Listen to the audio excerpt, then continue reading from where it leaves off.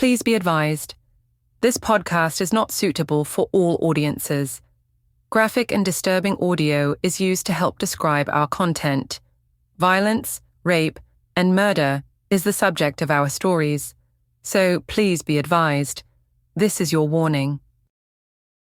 1, 2, 3, 4. Far away from the glitz and glamour of Los Angeles, nestled in the low country of South Carolina, comes a tale so staggering you would think it was ripped from the pages of a Hollywood script. It's a story of betrayal and murder. A once prominent lawyer's fall from grace and the carnage that followed. This is the story of Alex Murdaugh, a man born into a dynasty, creating wealth beyond belief, only to become the root cause of its demise. Imagine the picturesque low country, towering mossy oaks, sprawling estates with antebellum-style mansions, and a name that represented law for nearly a century, Murdaugh. In Hampton County, Alex's great-grandfather, grandfather, and father all held prestigious roles of solicitor, the region's top prosecutor for 86 consecutive years. Their law firm settled personal injury cases and made millions in return. Alex, born in 1968, was the heir apparent. He had a Southern charm and as a USC law graduate, appeared to have his life in order. He had a devoted wife, Maggie, 2 sons, Buster and Paul, a 1,770-acre hunting estate called Murdaugh. Although the exterior looked polished and precise, on the inside Alex was a ticking time bomb. By June 7th, 2021, his world was a facade, a hollowed-out mansion, with no load-bearing walls on the verge of collapse. His law firm suspected he had been funneling millions of dollars from vulnerable clients.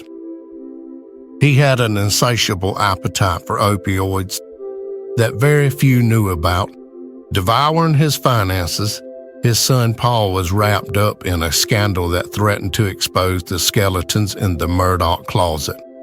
In 2019, Paul, drunk and reckless, crashed a boat into a bridge, killing 19-year-old Mallory Beach.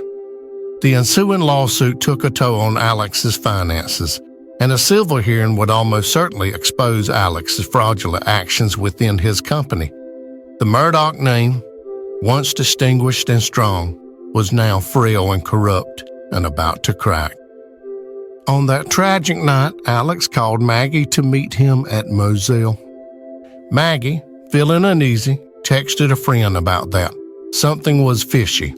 She arrived at the estate's dog kennels. Paul was there waiting. What would happen next would be an unimaginable chain of events that shocked the system. Paul was shot twice in the head with a shotgun at close range. A scene so grotesque he would have to be identified by fingerprints. Maggie was gunned down with 5 rounds from a .300 black rifle.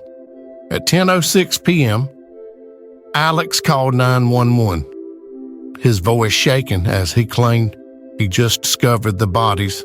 "My wife and son were shot badly," he cried, frantically, insisting he had been visiting his mother with Alzheimer's. But a video on Paul's phone poked holes in Alex's story. In the video, you can hear the voice of Alex minutes before the murders, destroying his alibi. Alex's cell phone data showed him pacing as if in a panic. His Suburban's GPS clocked him speeding 80 miles per hour on back roads and by the area where Maggie's phone would be recovered. It was dubbed South Carolina's trial of the century. The prosecution ripped into his story, portraying a haunting motive. Alex, burdened by his financial crimes and drug use, killed his family to play the victim. His house of cards was about to crumble, and he wanted to gain sympathy before it all collapsed. While on the stand, Alex admitted he lied about his whereabouts, but he held steadfast that he didn't kill his family.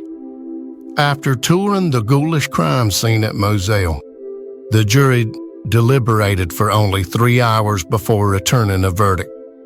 On March 2nd, 2023, the jury found Alex Murdaugh guilty on all counts.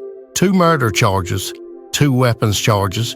Judge Clifton Newman sentenced him to 2 life sentences without parole. But the Murdaugh saga does not end there. He also faced 102 grand jury charges for fraud, money laundering, and drug offenses. He pled guilty to federal financial crimes, receiving a 40-year sentence to run concurrently.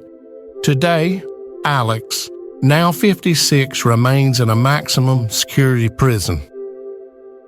His small cell, a stark contrast to the mystique of Murdaugh. He's appealing his murder convictions with the South Carolina Supreme Court set to hear the case. The Murdaugh dynasty is now in shambles. Murdaugh sold, the firm rebranded, a name once held in high honor is now whispered about with condemnation.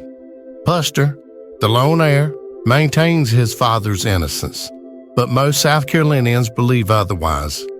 What led Alex Murdaugh to choose this dark path? Was it money, addiction, or a belief that he was above the law? The truth is we may never know, but one man does. He currently resides in a federal prison where he will have the rest of his life to battle those demons. Thanks for listening, and tune in for the next story from The Law Is Mine. If there's a story that you would like to hear, please comment and also give us your thoughts and comments on this story. We would love to hear it. Thanks again.